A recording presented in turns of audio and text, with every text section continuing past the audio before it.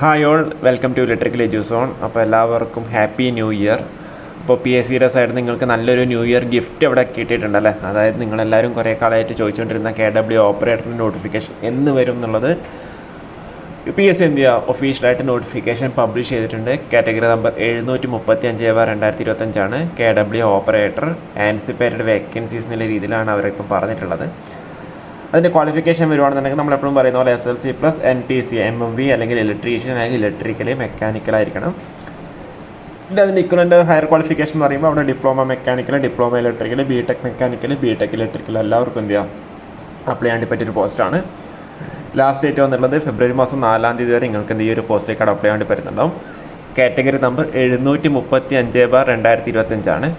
അപ്പോൾ നിങ്ങളതിൽ വേറൊരു കാര്യം കൂടി ശ്രദ്ധിക്കേണ്ടതെന്ന് വെച്ചാൽ 734/2025 ഉണ്ട്. അത് സർവീസിലുള്ളവർക്ക് വേണ്ടിയിട്ടുള്ളൊരു നോട്ടിഫിക്കേഷനാണ് ഇതൊക്കെ.